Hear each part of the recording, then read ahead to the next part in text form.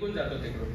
आपण तिसऱ्या अध्यायामध्ये जेव्हा येतो त्यावेळेला आपण प्रभू येशू ख्रिस्ताचं एक पर्सनल वैयक्तिक संवाद एका व्यक्तीबरोबर वाचतो। पहिले 1 ते 14 वचन वाचूया, बारकाईने ऐका, तुमच्या बायबलमध्ये पण वाचा तुम्ही। तिसरा अध्याय 1 ते 14। योहान शुभवर्तमान 3रा अध्याय 1 ते 14 वचन। निकेदेमा बरोबर संभाषण। थँक्यू। प्रभू येशू ख्रिस्ताने जेव्हा जेव्हा चमत्कार केले तेव्हा वेगवेगळ्या लोकांवरती त्याचा वेगवेगळा परिणाम झाला, प्रभाव पडला। आता निकोदेम जो होता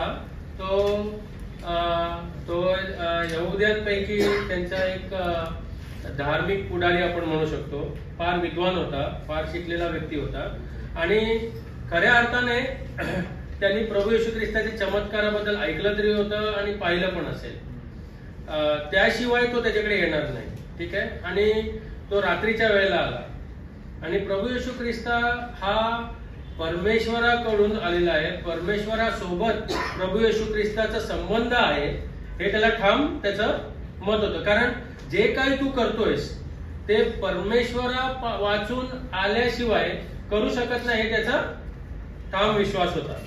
तर तो हे ऍक्सेप्ट करतोय, तो हे मान्य करतोय की तू नॉर्मल व्यक्ती नाहीयेस, you are not a normal person, तू देवापासून आलेला आहेस हे त्याचं मत होतं, ठीक आहे।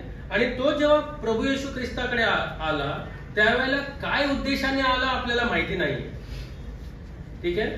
पण तो बोलायच्या अगोदरच प्रभू येशू ख्रिस्त त्याच्याशी बोलायला सुरुवात करतो, ही टेक्स ओव्हर द कॉन्व्हर्सेशन, है ना।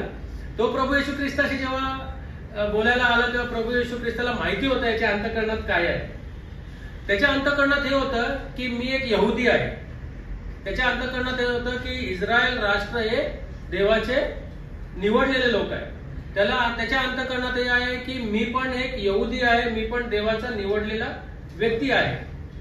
आणि त्याला हे माहिती आहे की प्रभू येशू ख्रिस्त जो आहे तो देवाकडून आलेला आहे, म्हणजे मी ऍक्सेप्टेबल आहे प्रभू येशू ख्रिस्ताला, यहुदी असल्या कारणाने आणि एक राष्ट्र म्हणून पण, आणि मी एक धार्मिक व्यक्ती आहे, मी धार्मिक पुढारी आहे, तर माझं ऍक्सेप्टेबिलिटी प्रभू येशू ख्रिस्ताकडे। पण प्रभू येशू ख्रिस्ताने लगेच त्याला थांबवलं आणि त्याला म्हटलं की पाण्यापासून आणि आत्म्यापासून जन्मल्याशिवाय, म्हणजे तुझा पुनर्जन्म, काय पुनर्जन्म आहे का, नव्याने जन्म, पुनर्जन्म नाही, सॉरी,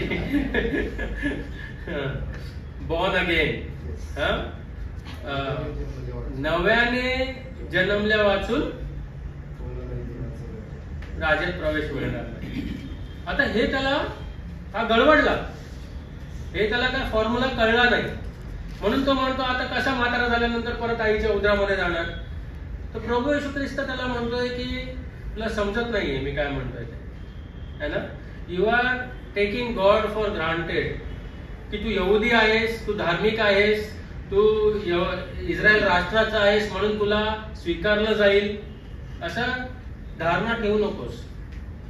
पाण्यापासून आणि आत्म्यापासून जेव्हा आपण ते वाचतो ना, unless you are born of water and spirit लिहिलंय, तिकडे ऍक्च्युअली अर्थ असा आहे वॉटर इवन द स्पिरिट आहे, म्हणजे पाणी आणि आत्मा हे दोन वेगळी गोष्ट नाही आहेत, पाणी आणि आत्मा हा एकच गोष्ट आहे।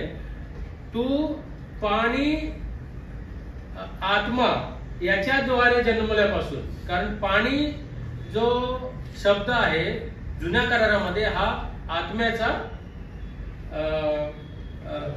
प्रतिरूप आहे, ठीक आहे। whenever it's a word, water denotes the spirit of God, okay.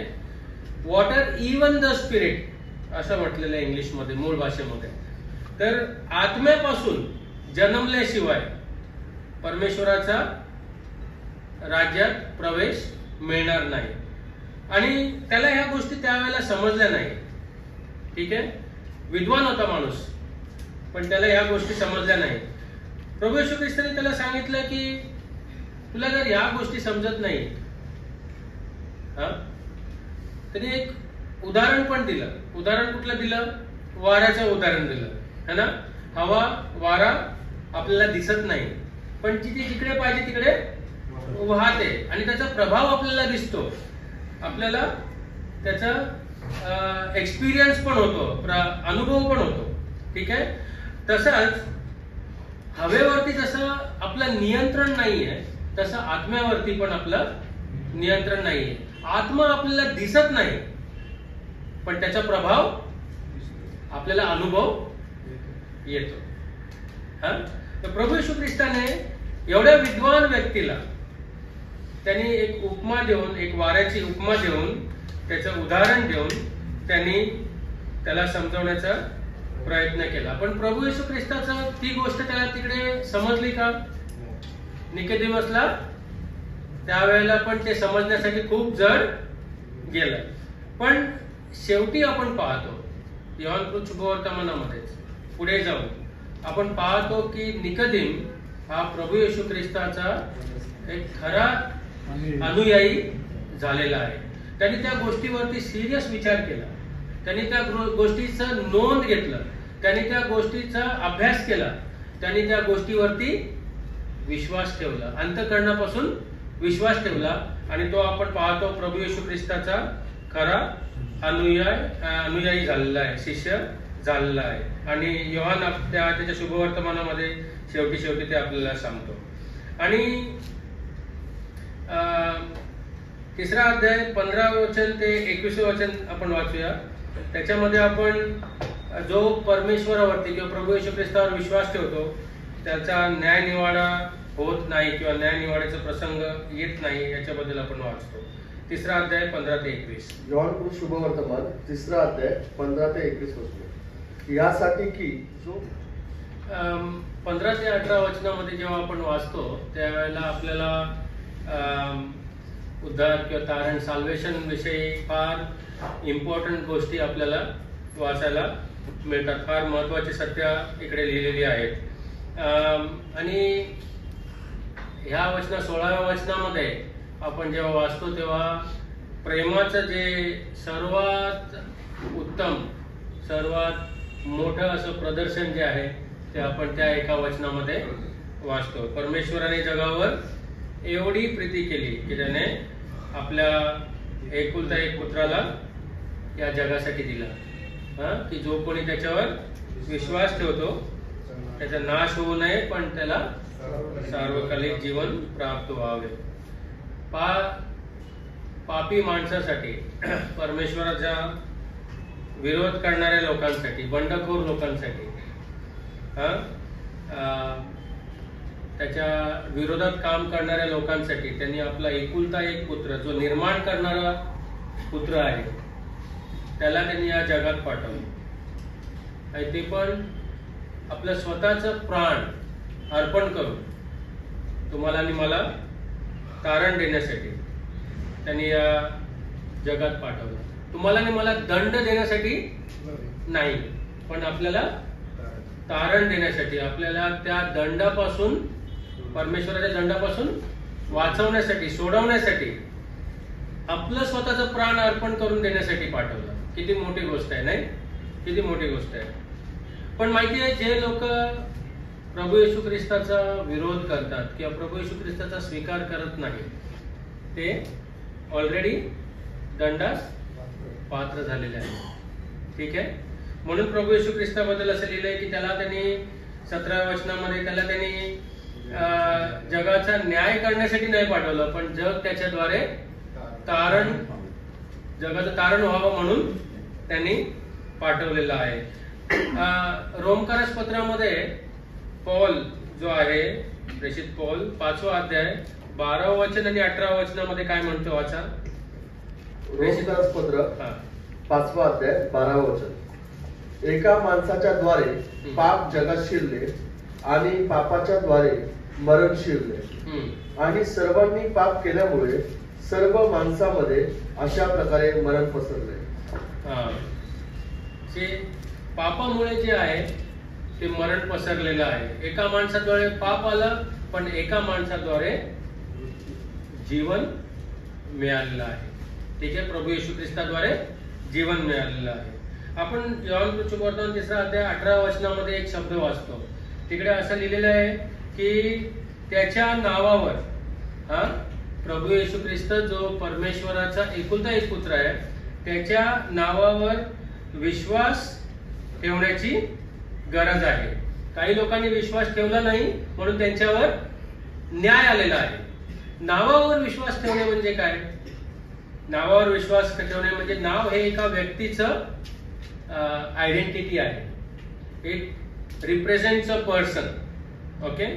आणि त्याच्या कार्याचं रिप्रेझेंटेशन पण आहे, व्हॉट ही डज. ठीक आहे. तर तुम्हाला जर एखादं मोठं काम करायचं असेल, ठीक आहे, आणि सपोज तुम्हाला घर बांधायचं असेल आणि मी या राज्याचं बांधकाम मंत्री आहे आणि तुम्ही माझ्याकडे आला तर मी तुम्हाला एक पत्र लिहून माझं नाव लिहिलं त्या पत्रामध्ये आणि माझी सही करून तुम्हाला दिली, तर तुम्हाला कोणी अडवेल का घर बांधायला? बिकॉज तिकडे नाव कोणाचं आहे? जो कोणी ते लेटर वाचेल, भले त्यांनी मला पर्सनली भेटत नाहीये, if you looks at my name, तर तुम्हाला अडवेल का? कारण माझा प्रभाव आहे, त्या माझ्या नावाचा प्रभाव आहे. माझं नाव म्हणजे is my strength, my identity and my work. अरे बांधकाम मंत्री आहे, त्याच्या it denotes who I M.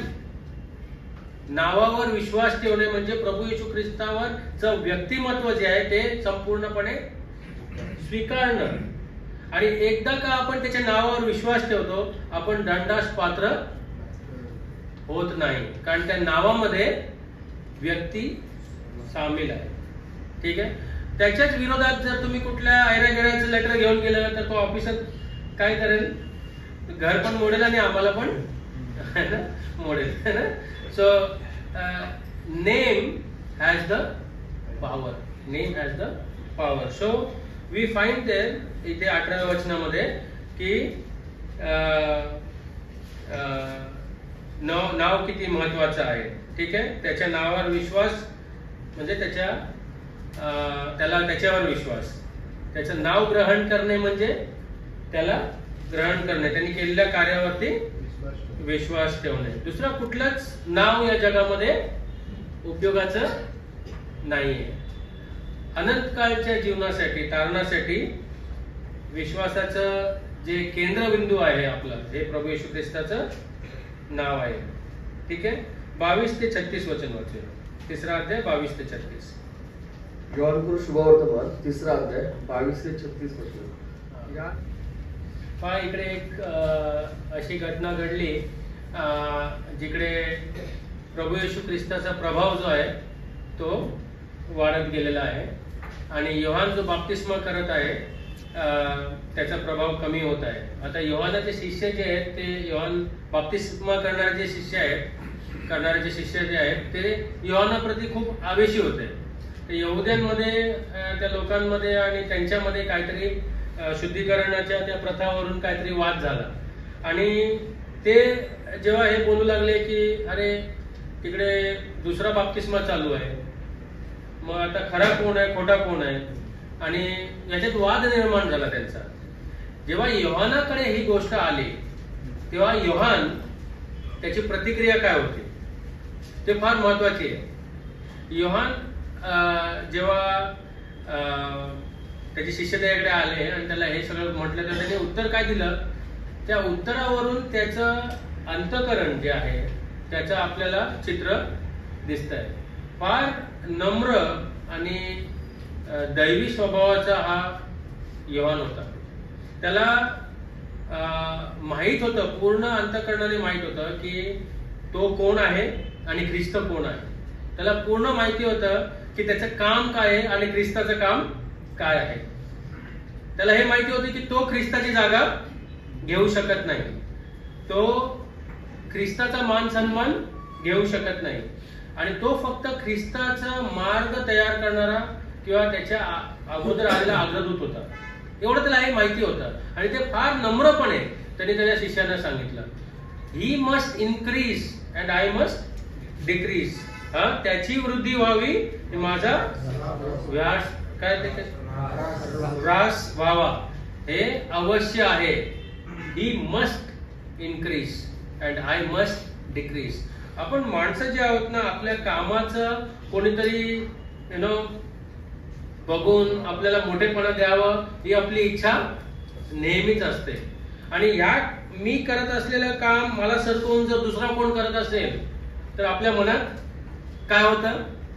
Jealousy feel होते, विरोध होतो, बिटरनेस येतं, कडूपणा येतं, नाही का? पण योहानाच्या जीवनामध्ये आपण ते पाहत नाही. योहान पूर्ण आनंदाने त्याला जेव्हा हे म्हटलं की प्रभू येशू ख्रिस्त स्वतः बाप्तिस्मे देत नव्हता, ऍक्च्युअली त्याचे शिष्य देत होते, तरी जेव्हा हा वाद निर्माण झाला योहानाला काही फरक पडला नाही. तो खूप आनंदाने आणि खूप हर्षित होता की प्रभू येशू ख्रिस्ताचं कार्य पुढे जात आहे. आपण 31 ते 36 वचनामध्ये वाचलं. त्या 31 ते 36 वचनामध्ये आपण ऐहिक गोष्टी आणि स्वर्गीय गोष्टी याच्यामधला फरक जो आहे तो तिकडे पाहतो. आणि प्रभू येशू ख्रिस्ताच्या पृथ्वीवरील जे जीवन आहे त्या जीवनामध्ये त्यांनी परमेश्वराला पूर्णपणे प्रगट केलं. ते प्रगट करण्यामागचं कारण हे होतं की पित्याने त्याच्या हातामध्ये सर्व अधिकार दिलं होतं. सर्व अधिकार, काही अधिकार ठेवून घेतलं नाही. सर्व जे काही अधिकार पित्याकडे आहे ते सर्व अधिकार पुत्राकडे होतं. म्हणून त्यांनी पित्याला प्रगट करण्यासाठी जे काही चमत्कार किंवा चिन्ह केले ते त्या अधिकाराच्या अंतर्गत त्यांनी केले, है ना? आणि त्यांनी स्वर्गीय गोष्टी आणि पृथ्वीवरील गोष्टी याच्यामधला फरक त्यांनी व्हेरी क्लिअरली, एकदम छानपणे, एकदम बोल्डली त्यांनी मनुष्यासमोर प्रगट केलेलं आपण पाहतो.